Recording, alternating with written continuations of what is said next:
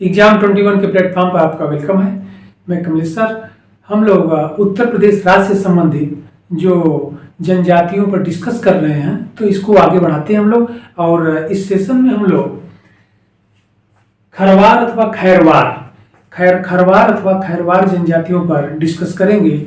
और यह बहुत ही इंपॉर्टेंट ट्राइब है, यानी जनजाति है। और यहाँ से एग्जाम में क्वेश्चन श्योर है, सर्टेन पूछा जाएगा, हमेशा पूछे भी जाते हैं, इसलिए बहुत इंपॉर्टेंट है। और यह प्री और मेंस के लिए, यानी प्रारंभिक परीक्षा प्रीलिम्स और मुख्य परीक्षा के लिए, दोनों के लिए बहुत इंपॉर्टेंट है, क्योंकि मुख्य परीक्षा में अब लिखने को आएगा आप लोगों को, तो उसके लिए बहुत इंपॉर्टेंट है। तो आइए हम लोग इसको प्रारंभ करते हैं। खरवार जनजातियां अथवा खैरवार जनजातियां, तो पहले तो हम लोग इनका जो निवास क्षेत्र है इस पर हम लोग डिस्कस कर लेते हैं कि इनका क्षेत्र, ये किन क्षेत्रों में निवास करते हैं उत्तर प्रदेश के। तो बेसिकली देखा जाए तो उत्तर प्रदेश के सोनभद्र डिस्ट्रिक्ट और मिर्जापुर, यानी ये आप देख लीजिए कि सोनभद्र और मिर्जापुर जो दक्षिण पूर्व उत्तर प्रदेश का जो दक्षिण पूर्व क्षेत्र है, सोनभद्र और मिर्जापुर इन क्षेत्रों में निवास करते हैं। इसमें भी सोनभद्र का क्षेत्र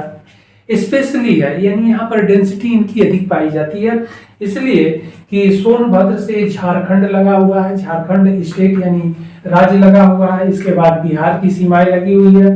पहले झारखंड बिहार के अंतर्गत ही था, लेकिन जब विभाजन हो गया, बिहार का विभाजन हो गया और झारखंड अलग राज्य के रूप में हो गया, तब झारखंड से भी सीमाएं लगने लगी।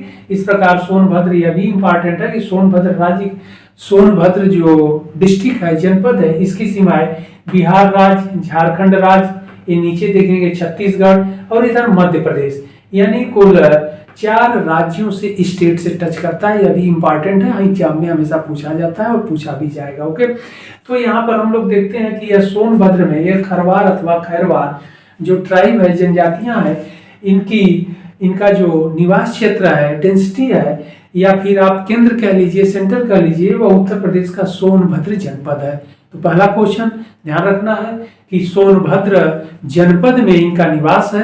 वैसे तो इनका निवास क्षेत्र ये फैले हुए हैं मिर्जापुर, सोनभद्र और झारखंड के भी एरिया में, लेकिन यहाँ पर जब स्पेशली जनपद की बात एग्जाम में आएगा और 4 जनपद ABCD में से एक ही जनपद को चूज करना होगा, तो वहां पर सोनभद्र आप लोग करेंगे, क्योंकि सोनभद्र क्षेत्रों में इनका डेंसिटी या घनत्व अधिक है, या अधिक पाया जाता है, या इनका निवास क्षेत्र इसी जनपद में है। ओके, बेसिकली इसके बाद हम लोग आगे देख लेते हैं कि यह जो खरवार अथवा खैरवार जो जनजातियां थी, ऐसा मालूम होता है या इनके बारे में यह ज्ञात होता है कि यह मूल रूप से रहने वाले पलामू क्षेत्र के थे। अब पलामू कहाँ पड़ता है? तो पलामू तो पहले बिहार में था, लेकिन जब झारखंड राज्य बन गया, स्टेट बन गया, तो अब यह पलामू झारखंड में आ गया है। तो ये पलामू क्षेत्र के रहने वाले थे और यह झारखंड से यानी पलामू क्षेत्र से आकर के यह उत्तर प्रदेश के क्षेत्रों में अपना निवास स्थान बना लिए, यानी वहां से इनका विस्तार हुआ और यह आकर के उत्तर प्रदेश के क्षेत्रों में भी बस गए। ओके, और इस प्रकार से यह आप कह सकते हैं कि यहाँ पर सोनभद्र और मिर्जापुर से और झारखंड से एक कैमूर वन्यजीव पहाड़ी है, यानी कैमूर पहाड़ी। तो कैमूर पहाड़ी के क्षेत्र में या बेल्ट में कभी यह भी क्वेश्चन पूछा जा सकता है कि खरवार अथवा खैरवार ट्राइब यानी जनजातियों का निवास किस पहाड़ी क्षेत्र पर है। तो ध्यान रखना है आप लोगों को, कैमूर वन्यजीव पहाड़ी या कैमूर पहाड़ी के क्षेत्रों में, तो इसी के रेंज में या इन्हीं के क्षेत्रों में निवास करते हैं। अब आप यह समझ गए होंगे कि जब कैमूर वन्यजीव पहाड़ी है यानी फॉरेस्ट है, जंगलों में रहते हैं, पहाड़ी क्षेत्रों में रहते हैं, तो फिर इनका मुख्य व्यवसाय क्या होगा, और जो पहाड़ी क्षेत्र में लोग रहते हैं वह शारीरिक यानी फिजिकली कैसे होते हैं, फिजिकली बहुत स्ट्रांग होते हैं, बहुत फिट होते हैं। तो आइए इस पर भी हम लोग डिस्कस कर लेते हैं कि इनकी जो शारीरिक बनावट होती है, ये लोग खरवार जाति के लोग शारीरिक रूप से बहुत ही बलशाली, ब्रेव और शक्तिशाली होते हैं, पावरफुल होते हैं, स्त्री पुरुष दोनों वर्ग। ओके, अब ये पहाड़ी क्षेत्रों में रहते हैं, निवास करते हैं, तो अगर इनका मुख्य पेशा देखा जाए तो हंटिंग, शिकार करना, जंगली जानवरों का शिकार करते थे। और फिर आगे चल करके ऐसा इनके बारे में जानकारी मिलती है कि ये जंगलों में रहते थे और यह कैमूर वन्यजीव पहाड़ी के क्षेत्रों में कत्थे का भी व्यापार करते थे, बीड़ी के पत्ते का। तो इन सब पर ये अपना अधिकार मानते थे। तो एक तरह से जीविकोपार्जन का इनका जो साधन था, यह जो वन थे, जंगल थे, उसमें जो विविधता रूप में जो पाए जाते थे, जंगली जीव हुए, जीव जंतु हुए, और वृक्षों के माध्यम से या फिर जड़ी बूटियों के माध्यम से यह अपने जीविकोपार्जन को करते थे। ओके, लेकिन फिर हम लोग आगे इनके धर्म के बारे में डिस्कस कर लेते हैं। तो यह मुख्य रूप से हिंदू धर्म का पालन करते हैं, या हिंदू धर्म को मानते हैं, या हिंदू धर्म से बिलोंग करते हैं, या आप कह लीजिए कि यह हिंदू धर्म के रीति रिवाजों को अपना लिए। ओके, वैसे तो ट्राइबल यानी जनजातियों का कोई अपना मूल रूप से बेसिक कोई उनका रिलीजन नहीं होता है, लेकिन जब यह उत्तर प्रदेश के क्षेत्रों में आए तो यहाँ पर लोगों से, यहाँ के निवासियों से इनका संपर्क हुआ, तो यह हिंदू धर्म का पालन करने लगे या हिंदू धर्म को एडाप्ट कर लिए। ओके, और जब हिंदू धर्म को एडाप्ट कर लिए यानी हिंदू धर्म का पालन करते हैं, तो फिर वर्शिप किसकी करेंगे, यानी पूजा किसकी करेंगे, तो हिंदू देवी देवताओं का, यानी जो हिंदू गॉड एंड गॉडेस हैं इनकी पूजा करेंगे। तो इनमें लॉर्ड शिवा यानी भगवान शिव की पूजा करते हैं। ओके, हनुमान जी की पूजा करते हैं, पवन सुत हनुमान। इसके बाद देवी में दुर्गा देवी की पूजा करते हैं, और दुर्गा देवी की पूजा करते हैं, इन्हें बलि भी चढ़ाते हैं जानवरों का। ओके, और इसके अलावा स्थानीय देवी देवताओं की भी पूजा करते हैं, स्थानीय जो इनके देवी देवता हैं उनकी भी पूजा करते हैं। इसके अलावा जो जंगलों में रहते हैं और हिंदू धर्म में, जैसे कि आप लोग जानते भी होंगे कि नाग पूजा यानी स्नेक वर्शिप, यानी एक मंथ अगस्त मंथ में नाग पंचमी आती है। इस त्योहार को, इस फेस्टिवल में को ऐसी मान्यता है कि साइंटिफिक रूप में भले न हो, लेकिन ऐसी मान्यता है कि इस दिन स्नेक वर्शिप यानी नाग की पूजा की जाती है और नाग देवता को मिल्क यानी दूध पिलाया जाता है, जबकि साइंटिफिक रूप में ऐसा नहीं है। तो इसीलिए धर्म के अकॉर्डिंग कुछ चीजें ऐसी होती हैं जो किया जाता है, लेकिन साइंटिफिक रूप में अगर देखा जाए तो वह पॉसिबल नहीं है, लेकिन धर्म के अकॉर्डिंग भाई सही है और वह गॉड गिफ्टेड रूप में माना जाता है, इसलिए उसका पालन किया जाता है, धार्मिक रूप में उसे पूजा किया जाता है या उसकी वर्शिप होती है। ओके, तो नाग पूजा भी ये लोग करते हैं। इसके अलावा वृक्षों में देखा जाए तो पीपल और नीम के वृक्ष की भी पूजा करते हैं। तो इस प्रकार यह हिंदू धर्म को मानते हैं और हिंदू देवी देवताओं की पूजा करते हैं, वृक्षों में पीपल और नीम की पूजा करते हैं, और जीव जंतुओं में, जीवों में देखा जाए तो स्नेक वर्शिप यानी नाग की पूजा करते हैं। आगे हम लोग देख लेते हैं इनके तीज त्योहार, इनके फेस्टिवल क्या है त्योहार।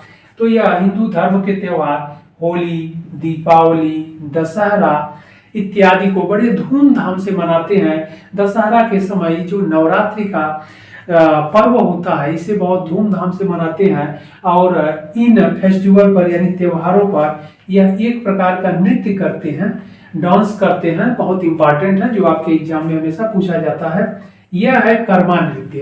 तो ये कर्मा नृत्य को करते हैं, और कर्मा नृत्य किसका है, खरवार जनजातियों का है, खरवार ट्राइब्स का है। यह हमेशा आपसे पूछा जाता है, यह कब करते हैं, यह खुशी के उस मौके पर करते हैं, अपने तीज त्योहार या फेस्टिवल पर या अन्य ओकेजन पर जो खुशी का माहौल होता है उस समय लोग करते हैं। ओके, इनके ऑक्यूपेशन को हम लोग देख लेते हैं, व्यवसाय को देख लेते हैं। व्यवसाय क्या है, तो अब यहाँ पर जब जंगलों में रहते हैं तो इनका मुख्य पेशा तो हंटिंग, शिकार करना रहेगा, शिकार करते हैं। इसके अलावा ये कत्थे का व्यापार करते हैं, क्योंकि कैमूर वन्यजीव पहाड़ियों में, कैमूर पहाड़ियों में जो वृक्ष हैं वहां से कत्थे का व्यापार होता है, इसके वृक्ष अधिक पाए जाते हैं। ओके, इसके अलावा बीड़ी का पत्ता भी यहाँ से ध्यान रखना है, बीड़ी के पत्ते का भी व्यापार करते थे। लेकिन अब रह गई बात कि जब अब भारत सरकार का या कह लीजिए कि गवर्नमेंट का जब वनों पर अधिकार हो गया और तमाम एक्ट यानी अधिनियमों के द्वारा, तो इन क्षेत्रों में जो रहने वाले ट्राइबल हैं, जनजातियां हैं, उनका इस पर से अधिकार छीन लिया गया। अब यह कत्थे का व्यापार, बीड़ी के पत्ते इत्यादि का व्यापार अब नहीं कर पाते हैं, जंगली जानवरों का शिकार भी नहीं कर पाते हैं, तो इनसे इनकी आर्थिक स्थिति बहुत ही खराब हो गई है। अब यह एक लेबर वर्क के रूप में, श्रमिक के रूप में भी काम करते हैं। इस प्रकार इनकी आर्थिक स्थिति वर्तमान में देखा जाए तो डैमेज हो गई है। ओके, लेकिन अगर यहाँ पर व्यवसाय हम लोग देखते हैं तो यह शिकार करना, तथ्य का व्यापार करना, बीड़ी के पत्ते इत्यादि को का व्यापार करना। एग्रीकल्चर में देख लिया जाए, कृषि में देख लिया जाए तो कृषि में क्या करते हैं कि भाई खेती भी करते हैं, गेहूं, जौ, बाजरा, धान आदि। तो यह खेती भी करते हैं, कृषि कार्य भी करते हैं। और इनके भोजन में देखा जाए, भोजन में इनका देखा जाए तो ये शाकाहारी और मांसाहारी दोनों प्रकार के भोजन करते हैं। क्यों? क्योंकि जंगलों में रहते हैं तो शिकार करते हैं जंगली जानवरों का, तो शाकाहारी और मांसाहारी दोनों प्रकार के भोजन करते हैं। इसके अलावा यह मदिरा पान भी करते हैं। मदिरा पान इसलिए करते हैं क्योंकि ये जंगलों में रहते हैं और यहाँ पर इन जंगलों में महुए के वृक्ष अधिक पाए जाते हैं। तो यहाँ पर जो मदिरा ये बनाते हैं, यानी शराब जो बनाते हैं वो महुए का बनाते हैं। महुए का शराब अधिक मात्रा में बनाते हैं क्योंकि इनको आसानी से यह उपलब्ध हो जाता है या प्राप्त हो जाता है। तो इसके अलावा यह वेशभूषा पर इनका डिस्कस किया जाए, हम लोग देखा जाए तो पुरुष वर्ग धोती कुर्ता और पगड़ी धारण करते हैं, जबकि स्त्रियां साड़ी वस्त्र धारण करती हैं। और आभूषण का भी आभूषण का प्रयोग स्त्री पुरुष दोनों लोगों द्वारा किया जाता है, दोनों क्लास यानी वर्ग के द्वारा किया जाता है। तो यह था खरवार अथवा खैरवार जनजातियां। और यहाँ पर खरवार जनजातियां या मिर्जापुर और सोनभद्र, स्पेशली सोनभद्र और झारखंड के क्षेत्रों में इनका निवास स्थान है। लेकिन हम लोग जब उत्तर प्रदेश स्पेशल या उत्तर प्रदेश के को दृष्टिकोण में रख करके पढ़ रहे हैं तो यहाँ पर सोनभद्र और मिर्जापुर का क्षेत्र रहेगा। स्पेशली अन्य जिलों में भी हैं, लेकिन इनका जो कह लीजिए पॉपुलेशन कम है, इनका पॉपुलेशन सबसे अधिक सोनभद्र और मिर्जापुर का क्षेत्र है। ओके, तो यह था उत्तर प्रदेश की जो मुख्य जनजातियां थी और जो इम्पॉर्टेंट है एग्जाम के दृष्टिकोण से वह हम लोग देखें। और यहाँ पर एक बात ध्यान और रखिएगा आप लोग एग्जाम के दृष्टिकोण से, इस प्रकार अगर सोनभद्र जनपद में देखा जाए तो जनजातियों की संख्या अधिक हमें ट्राइब की दिखाई पड़ रही है। जैसे मुख्य रूप में तो खरवार अथवा खैरवार को हम लोग देख लिए, इसके अलावा पालिका जनजातियां हैं, परहिया अथवा परहरिया जनजाति के नाम से भी जाना जाता है, बैंगा और अगरिया, पटारी, चेरो और भुइया, ये सब जनजातियां सोनभद्र के क्षेत्रों में स्पेशली निवास करती हैं। ओके, तो यह है जनजातियों से संबंधित। फिर हम लोग इंपॉर्टेंट टॉपिक के साथ मिलते हैं।